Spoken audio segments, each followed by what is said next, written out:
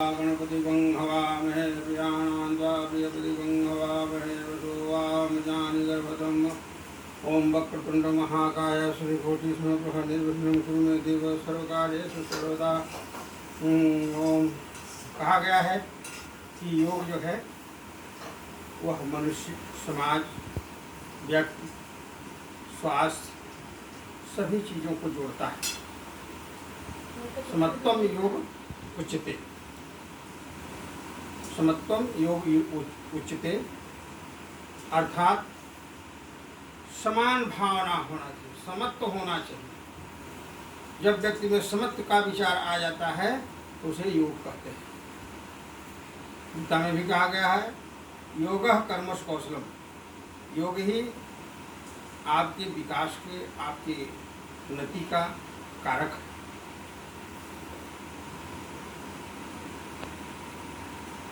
चित्तवृत्ति निरोधः योगः, चित्तवृत्तियों का जब निरोध होता है अर्थात खराब विचार, खराब कर्म, खराब जो है व्यवहार, खराब वाणी का जब हम अपने में उसको हम अपने से दूर करते हैं और अच्छाइयों को लाने का प्रयास करते हैं तो उसे ही हम योग करते हैं। योग की अवधारणा को केवल हम व्यायाम से ही न लें, इसका सार्वभौमिक अर्थ है। चाहे वह हम राष्ट्र के संदर्भ में सोचें, चाहे वह समाज के संदर्भ में सोचें, चाहे वह व्यक्तिगत हितों के संदर्भ में सोचें, चाहे वह विश्व स्तरीय परिवेश में जाकर के सोचें, जोड़ने के काम को ही एक एक क्रम बिंदु निपाते न क्रमशः पूरे दे घट, एक एक बिंदु से जो है घड़ा भर जाता है। ऐसे छोटे छोटे प्रयास करने से व्यक्ति का, समाज का, राष्ट्र का, विश्व का कल्याण और विकास होता है। इसी यह परिपाटी कोई नई नहीं है। हमारे मनीषियों ने, हमारे महर्षियों ने, हमारे विद्वानों ने अनादिकाल से योग की परिभाषा और योग को जो है महत्ता देते चले आए हैं। सबसे पहले योग के विषय में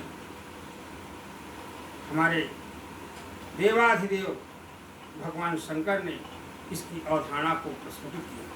यह वहीं से, यह आदि गुरु हम कह सकते हैं उनको, वहीं से जो है यह चल करके आज यहाँ तक आया और भारत जो है इसमें अग्रणी रहा है। आज भारत के अकथनीय प्रयास से विश्व योगा दिवस का निर्माण हुआ, जिसका दिनांक 21 जून निर्धारित है। आज 21 जून है, आज विश्व योगा दिवस है। संपूर्ण विश्व में विश्व योगा दिवस के रूप में इसे आज के दिवस को मनाया जा रहा है, जिसमें इस समय विषम कोविड-19 के कारण, इस महामारी के कारण पूरे विश्व में आतंक, भय और डर का वातावरण फैला हुआ है। लोग काफ़ी डरे हुए हैं, काफ़ी परेशानियां हैं। इसकी वजह से बहुत से लोगों की मृत्यु भी हो रही है और हमारी सरकार और विश्व की सरकारें विश्व स्तरीय लेवल पर, स्तर पर इस पर जो है काफ़ी प्रयास और जो है मनन चिंतन चल रहा है। जल्द ही हम लोग इस पर जो है निजात पाएंगे और तब तक, जब तक कोई अस्थायी समाधान इसका नहीं निकलता है, क्योंकि वो भी एक प्रकार का योग ही है। जब इसका समाधान आएगा, चाहे वह वैज्ञानिकों के द्वारा, चाहे हमारे जो है समाज सेवियों के द्वारा, चाहे वह हमारे चिकित्सकीय पद्धति द्वारा, चाहे हमारे आयुर्वेद की पद्धति द्वारा, होम्योपैथ की पद्धति, किसी भी पद्धति द्वारा इसका जो सॉल्यूशन है, इसके जो इस समस्या से निवारण के जो दवा बननी है, वह भी एक योग के ही कारण बनेगी। जब उसमें चित्तवृत्तियों का निरोध होगा और उस निरोध के बाद जब एकाग्र मन से, कहा निरंतरम प्रयत्नशीलम योजय, जब निरंतर उसमें प्रयास चल रहा है तो सफलता अवश्य ही मिलेगी। तो वह भी दवा पे भी मिलेगी। तब तक हम अपने चित्तवृत्तियों का निरोध करते हुए योगः कर्मसु कौशलम की परिभाषा को स्वीकार करते हुए, हम योग के महत्ता को समझते हुए आज विश्व योगा दिवस के अवसर पर योग को कुछ हम करें और इसको करें ही नहीं इसको दिनचर्या के रूप में अपनाएं। सूक्ष्म व्यायाम जैसे हम करते हैं, जैसे मान लीजिए हम जैसे जैसे देखिए वहाँ इस प्रकार से हाथों को करने से, हाथों के करने से जो है हाथों का व्यायाम हो जाता है। अंगुलियों को ऐसे करने से अंगुलियों का व्यायाम हो जाता है। कलाई को घुमाने से 5 बार इधर 5 बार इधर सूक्ष्म व्यायाम है, छोटे छोटे, जो कि आपके लिए लाभप्रद हैं। इनको करने से जो है आपकी कलाई का व्यायाम हो जाता है। कंधे का, शोल्डर का व्यायाम इस प्रकार से करने से हो जाता है, जो बहुत आपके हार्ड नहीं है। और सभी वृद्ध, सभी बालक, वृद्ध, युवा, स्वस्थ, अस्वस्थ, मोटा, पतला, जो भी जैसे भी हों, सब इसको कर सकते हैं। इसमें बहुत मेहनत भी नहीं है और आपको जो है आपको हर तरह से लाभदायी है और इसको आप जो है सरलता से कर सकते हैं। और इसी प्रकार से फिर हाथों को इस प्रकार से करने से कमर का व्यायाम हो जाता है, कमर का पेट भी दबता है और इससे जो है आपके पेट की चर्बी भी कम हो जाती है।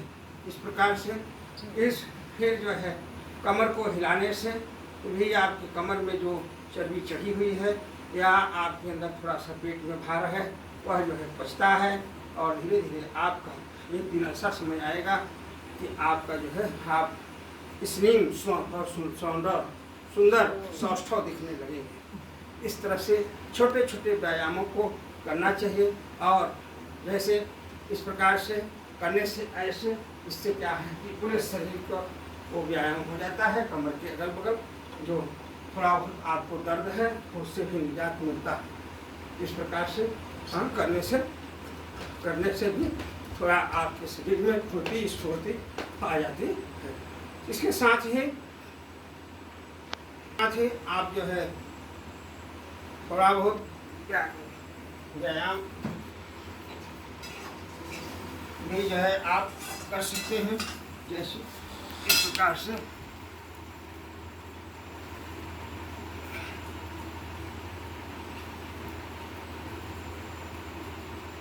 ज़्यादा नहीं, 5 बार ऐसे करना चाहिए।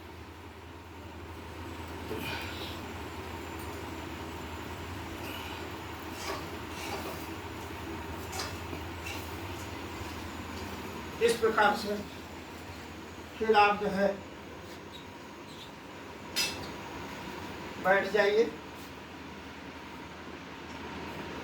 एक आसन पर।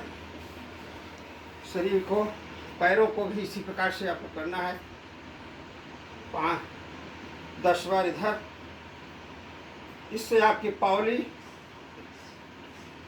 में दर्द भी है, सूजन है या रक्त संचार सही ढंग से नहीं हो रहा है, उसके भी विषय में जो है वो होता है। फिर कौलियों को आगे की ओर खींचिए, नसें तना खींचती हैं, फिर छोड़ दीजिए। आगे की ओर खींचिए, नसें खींचती हैं, छोड़ दीजिए। इस प्रकार से 5 बार यह है आप करें। फिर आपको धीरे से बटरफ्लाई उसे कहते हैं, इससे करने से जंघों में आपके ताकत मिलती है। जंघों पर यदि किसी प्रकार की अधिकता हो गई है मांस की, तो वो भी धीरे धीरे आपका कम होता है। और इस प्रकार इसको हमें 5 मिनट के आसपास लगभग करना चाहिए।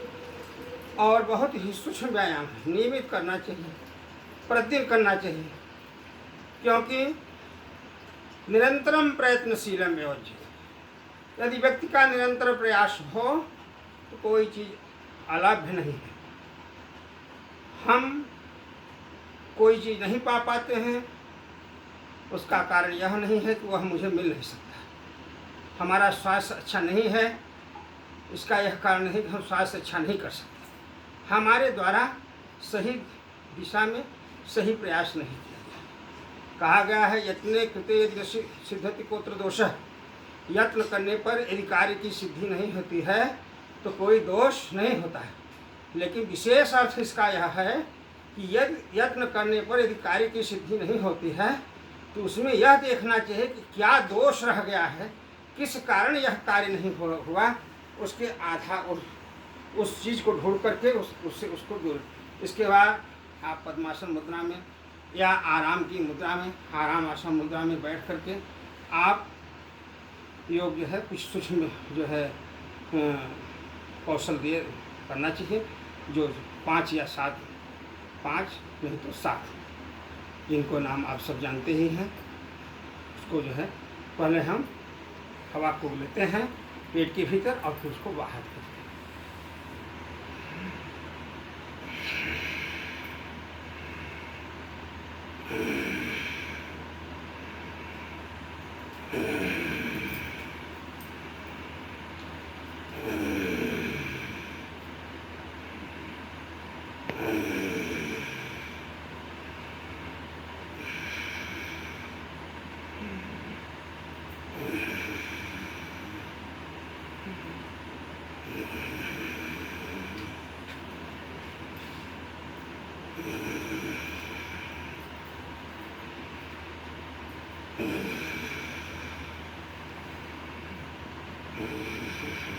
इस प्रकार से यह 10 बार कम से कम करना चाहिए। इसके बाद ये कपालभाति है, पेट के भीतर जो है हवा डालना चाहिए और फिर निकालना चाहिए।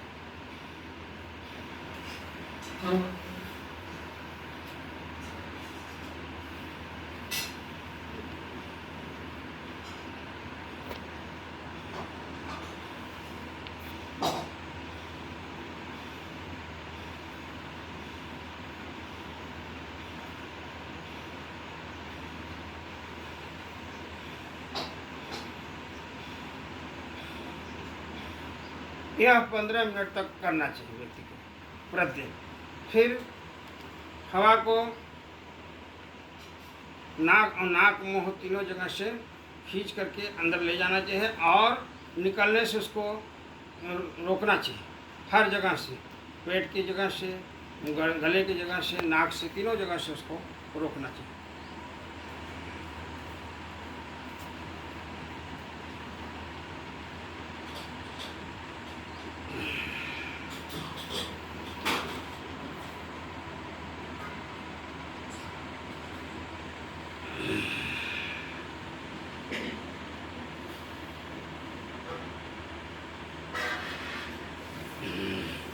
इस प्रकार 3 बार ऐसे करना चाहिए। फिर हम हवा को खींच करके पेट के भीतर जो है खींच लें और उसको हम पेट को जो है चलाएं। इसे हम जो है जिससे पेट पर जो यदि आपकी चर्बी है, पेट के भीतर किसी प्रकार का रोग है, उसे हम दूर कर सकते हैं।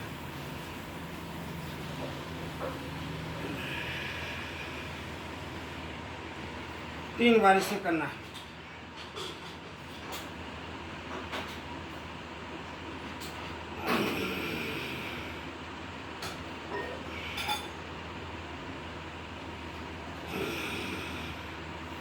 इस प्रकार आप करते हुए फिर आप गर्दन को 5 बार 10 बार इधर से करिए, 5 बार 10 बार इधर से करिए।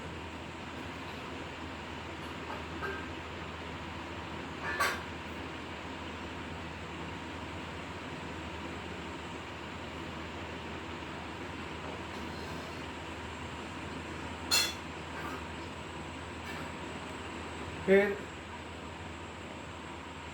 हवा को मुंह से, गले से जो है नीचे खींचना है।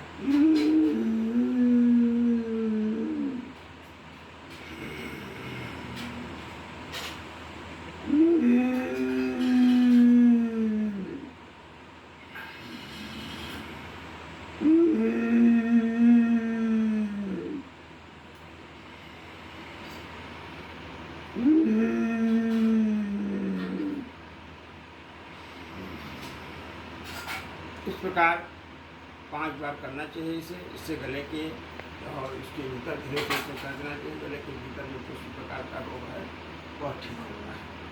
इसके बाद आप नाक पूरा हवा जो है मुंह में भरिए और निकलने न दीजिए। इससे आपके चेहरे पर तेज जो है या किसी प्रकार की झुर्रियाँ इत्यादि जो है नहीं आएंगी चेहरे पर। उस ऐसा करने से होगा।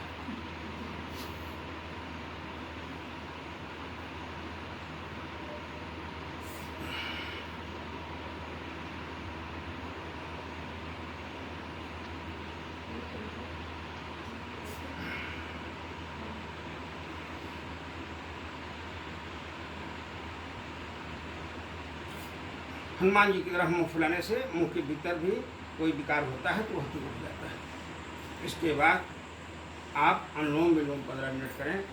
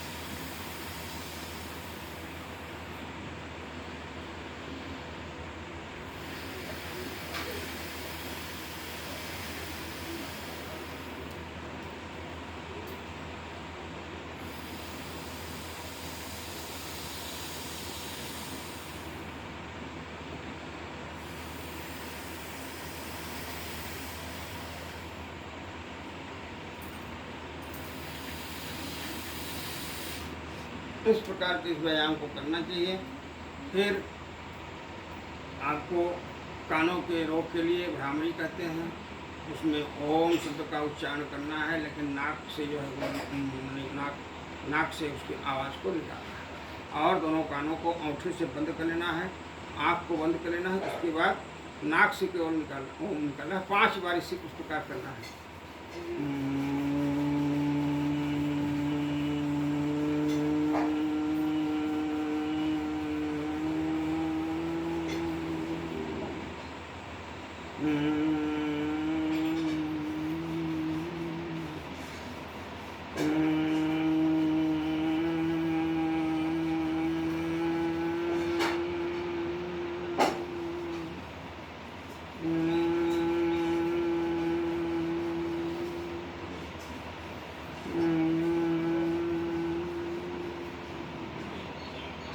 इस प्रकार धीरे से हाथ उठाइए और आँख खोलिए, इससे आँखों की ज्योति या नेत्र संबंधी कोई विकार है तो दूर हो जाता है। इसके बाद आपको शोल्डर को ऐसे भी करने से हृदय संबंधी परेशानी भी दूर होती है। इस प्रकार से करने से ऐसा जो है चिकित्सकों ने, मेडिकल कॉलेज इलाहाबाद के माने जाने हार्ट विशेषज्ञ ने यह बात मुझसे बताई। इस प्रकार करने से हार्ट संबंधी समस्या जो है वह दूर होती है। इस प्रकार से लास्ट में आपको यह है, जैसे आपको चक्कर आ रहा है तो आपको पद्मासन की मुद्रा में बैठकर ही हाथ को ऐसे हथेली को लगा करके पीछे आगे की तरफ 3 बार धक्का दीजिए। सिर को पीछे से धक्का दीजिए और हाथ से आगे की ओर दबाव बनाइए। 1 हुआ, इसी प्रकार से 2, फिर 3, फिर वही हाथ आगे लगा करके पीछे की तरफ 3 बार करना चाहिए। फिर इधर से 3 बार, फिर इधर से 3 बार। इससे आपको जो चक्कर आने की समस्या होती है वो है दूर हो जाती है। इसके बाद लास्ट में आप जो है अंतिम में आप ओम शब्द का उच्चारण करेंगे, जो हवा मुंह से निकलेगी, और 5 बार करना है।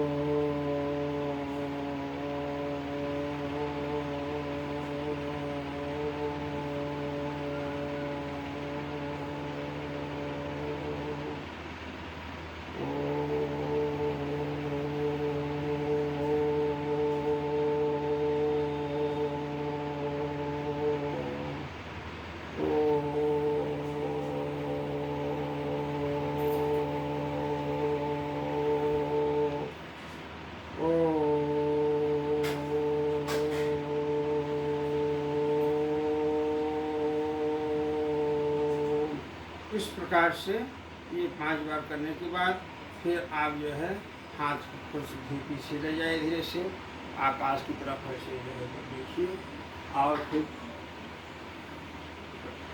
बाएं पैर को फिर दाहिने पैर को ऐसे करके फिर आप ऐसे ऐसे करिए, हाथ को हथेलियों पर पकड़िए और फिर आँख को रोशनी करते हुए ऐसे करिए, और लास्ट अंत में जो है थोड़ा सा आराम के लिए शवासन जो करना चाहिए।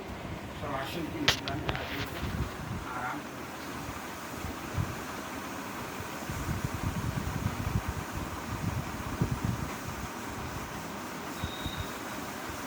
इस प्रकार 3 से 5 मिनट तक शवासन की स्थिति में रहना चाहिए। उठने के बाद फिर आप शवासन इस प्रकार से सूक्ष्म व्यायाम पूरा होते हैं, जो आपके नित्य करने से आपके स्वास्थ्य के लिए, समाज के लिए, व्यक्ति के लिए, राष्ट्र के लिए, सभी के लिए उपयोगी है। क्योंकि यदि स्वास्थ्य ही नहीं रहेगा, शरीर माध्यम फल धर्म साधन। If your health is gone, अंग्रेजी वालों ने जरूर इसको कहा कि health is gone something is gone, तो इसको समथिंग कहा, लेकिन हमारी भारतीय संस्कृति में कहा गया कि स्वास्थ्य ही जीवन है, तंदुरुस्ती 1000 नियामक। इसीलिए हमारे यहाँ गुरु और शिष्य को साथ साथ चलने की परंपरा रही है, और वेदों में भी, उपनिषदों में भी इस विषय में कहा गया है, ओम सहनावतु सहनौ भुनक्तु सह वीर्यं करवावहै मा विद्विषावहै तेजस्विनावधीतमस्तु। शांति शांति शांति करके समापन करना चाहिए।